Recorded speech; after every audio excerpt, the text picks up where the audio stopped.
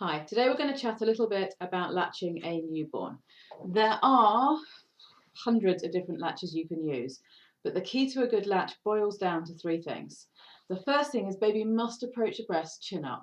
If I've got my chin on my chest and I try and take a bite of an apple, you can see that it doesn't really matter where I put the apple, I just can't get a mouth. I have to have my chin off my chest. Problem is, most latches, as I pop the baby onto her tummy or his tummy, their head does this, it flops forwards. So what we need to do is have a way of helping to support them to come chin up. What I find easiest, because I don't have an awful lot of coordination, is to do this. I kind of have the baby opposite me, and then I'm going to use my hand like those airplane neck pillows that stop your head flip-flopping around everywhere when you go on a plane. And if you can see here, my hand is really deeply into this baby's neck, and then the weight of the head falls into my hands. My fingers are totally relaxed and open. I'm not grasping the baby by the neck. I am literally just providing a support. And now, when I put the baby on my tummy, you can see they're still chin up. Okay, so that's the very first thing on a good latch. The second thing is chin in. If you've ever had the baby approach the breast and do all of this, headbutting, this is a baby who knows they're somewhere near the breast, but they can't quite find it. Mostly because if you can see there's this little gap here between the chin and the breast. When they come at this angle, chin leading first, that will tell them to open their mouths. So back to having my baby in that nice chin up position.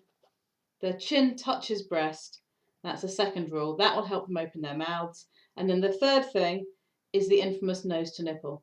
But nose to nipple when I don't manipulate my breast. I haven't picked it up and pulled it. I haven't gone, that's not quite nose to nipple. Now it is. Literally let my breast be in its natural position. When they open their mouth, I can have my fingers right on the back of the nipple and just push in. Hold the push through the first 3 or 4 sucks. I can then let go of this breast without too much trouble, scoop my arm around, let go with that first hand, and sit pretty comfortably. Baby's nice and close into my body, tummy on tummy, and I can use this hand to really squish them into the breast. That's called the cross cradle position, and it works really well for most new mums. A couple of times it won't work so well. One is if you've got a really large breast and you actually can't see your own nipple when you're braless. So then I would do a small adaptation.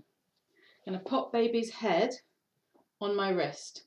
The reason I've got their head here on my wrist, or their neck rather, is so they can still be chin up. If I hold them like this, you see the chin pops down again.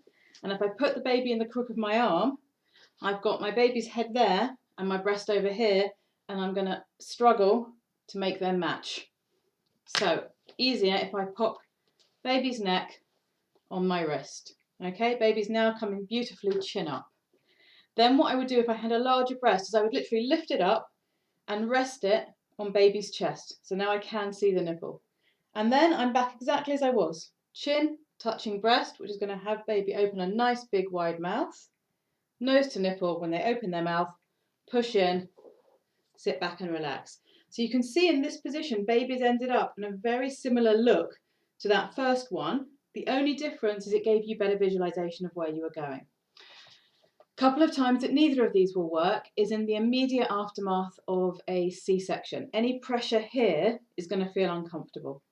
So we're going to do something a little bit different, but still going to be supporting back of baby's neck, you see, taking that weight of their head from them. This time I need to bring baby all the way back here. Can you see how the legs have come further back than my back? So I can't sit back into a chair and do this position. I need to sit further forwards and put a bunch of cushions here to support my back, leaving air for my baby's legs. All right, and then same deal again, supporting them so they are chin up from their point of view, although you can see they look like they're coming slightly from underneath.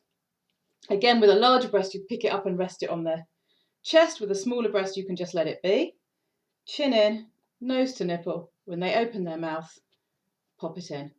This one, you're then going to require a bunch of cushions under your arm so that your arm doesn't get too tired and they start falling away from the breast. You can get creative. The three things that were in common with these positions was the chin up, the chin leading to the chin into breast, and the nose to nipple. However you want to bring the baby to the breast, if those three things are happening, it's probably going to be comfortable. So I could pretty much be lying back like this, supporting baby, so they're chin up, chin in, nose to nipple, on they go. And once they're on, I can just sit like that and be a bit more laid back and relaxed. There are lots of different ways of doing it.